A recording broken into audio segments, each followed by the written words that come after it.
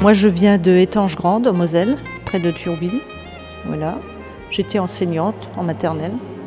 J'ai toujours aimé les arts plastiques. Donc ma formation, à côté de mon métier, souvent j'allais faire des stages en arts plastiques, aussi bien en peinture qu'en modelage. Et puis je me suis inscrite à un atelier modelage à Thionville. Et ça m'a donné envie de travailler avec les matières, la terre déjà, pour commencer, parce que c'est quelque chose, quand on tombe dedans, on n'arrive plus à sortir. C'est comme une caresse. Et voilà, ensuite j'ai travaillé un petit peu la pierre. Pour moi, bon, exposer, c'était s'exposer aussi au regard des autres, mais c'est aussi un moment de partage. Un moment de partage avec le public.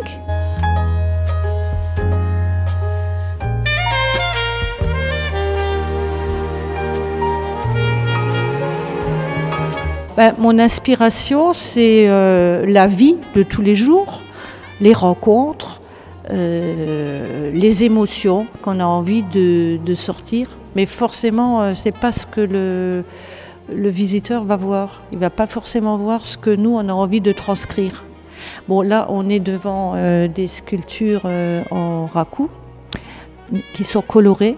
J'avais envie de sortir de la morosité qu'il y a en ce moment dans la vie. Dans la vie quotidienne, les gens sont tristes, bon, et ils sont un peu déprimés, donc j'ai mis de la couleur.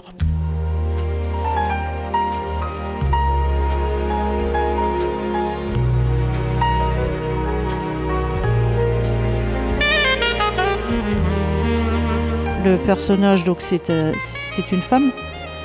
C'est une femme et elle caresse la terre d'où l'on vient et où l'on va.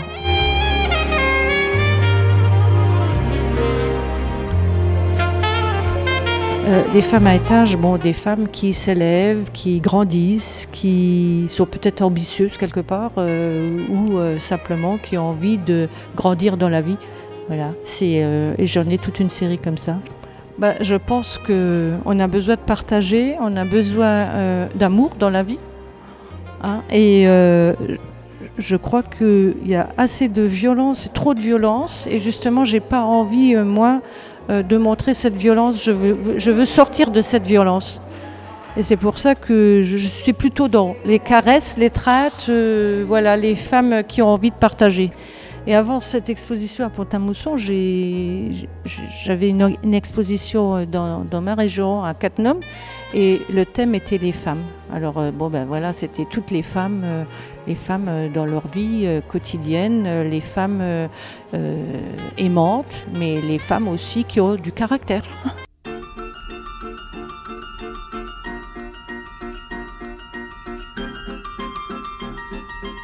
Je m'appelle Anne Chiny, j'habite actuellement Lunéville et mon itinéraire, mais écoutez, ma foi, j'ai fait des études de droit. J'étais, dans des temps très reculés, inspecteur du Trésor, donc je sais que ça n'est pas quelque chose à l'heure actuelle que je revendiquerai haut et fort, mais bon, je l'ai été pendant une paire d'années. J'ai eu un petit accident cérébral qui a fait que j'ai quelques années de ma vie qui sont parties. Mais je m'y suis largement retrouvée puisque un jour, en ouvrant la porte d'une MJC, je suis tombée sur un atelier de terre glaise. Et depuis, c'était en 2000, je ne vis que je pense terre, je vis terre. Voilà. Mon premier choc émotionnel, c'est la terre et je travaille les femmes. Alors, parce que ça, c'est indémodable, c'est incroyable. Parce que la femme ne sera jamais éphémère. La femme est quelqu'un de sensuel, de voluptueux. Voluptueux, je pensais à ma grosse Jeanne.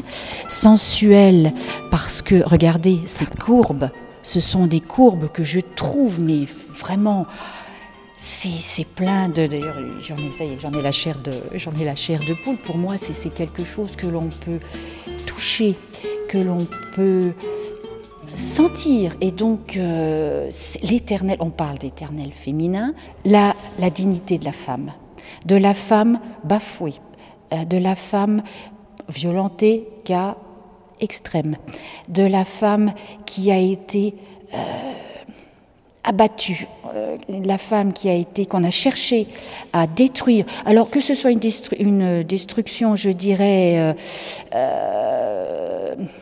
intellectuellement, ou que ce soit une destruction vraiment physique, parce que la femme arrivera toujours, comme le phénix, à renaître de ses cendres. C'est une femme qui a souffert, oui, parce que j'y ai mis le grillage. Mais regardez, ce petit, pour moi, c'est un sourire à la Mona Lisa qu'on ne peut pas analyser.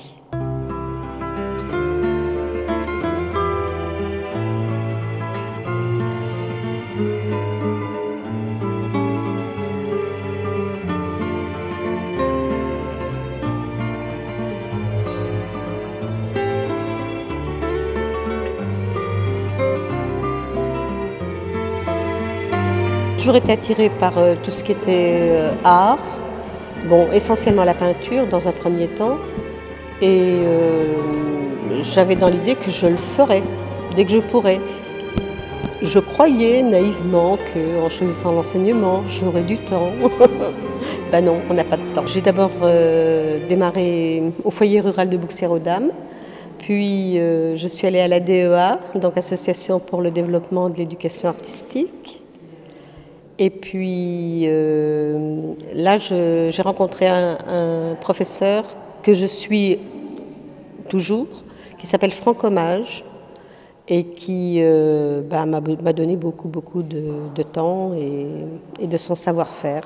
Je suis partie de ce que je voyais, et puis j'ai construit au fur et à mesure, avec les collages, avec la transformation de la peinture sur la toile. Et voilà ce que ça a donné. Il y a toujours une recherche de quelque chose de révolu, mais qu'on essaye de reconstituer et qui pourrait perdurer et qui pourrait donner quelque chose du temps passé pour le perpétuer. Quand on travaille, on a 3 heures, quoi, et le modèle pose. Des fois, il pose 1 heure, des fois, je veux dire d'affilée, hein, sans bouger.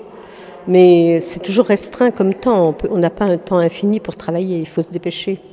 Mon travail, j'en ai un petit peu pris conscience à la mort de ma mère. Je me suis rendu compte que j'avais beaucoup de ce qu'on pourrait appeler des vieilleries peut-être, et que ces vieilleries c'était du travail fait par des femmes qui n'étaient plus là.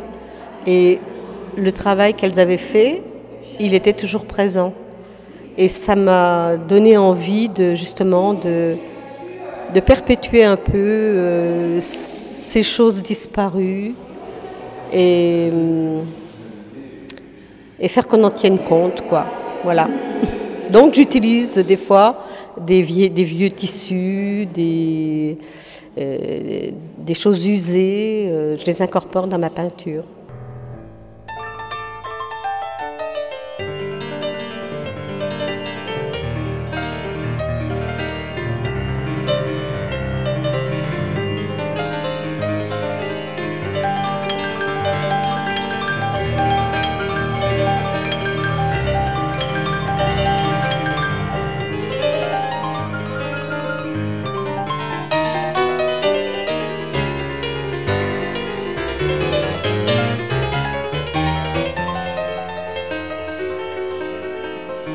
Belle aventure, c'est vraiment une rencontre de 4 femmes, dont une amie quand même dans l'équipe, avec qui j'avais envie vraiment de vivre voilà, cette belle aventure ou une expérience créative dans vraiment ce lieu qui est magnifique à Pont-à-Mousson.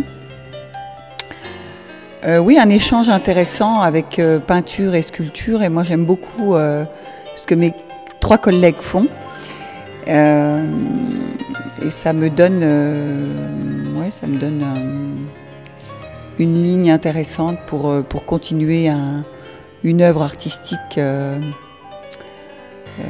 Voilà, c'est plein d'ouvertures, plein de couleurs, plein de courbes aussi qui donnent envie de travailler, de continuer dans ce métier. Alors ma technique, c'est écorce et acrylique. J'aime beaucoup le bois, la nature, la création. Et voilà, elle m'inspire. Je travaille énormément autour de symboles bibliques, autour des textes bibliques. Et j'aime beaucoup des représentations de croix contemporaines.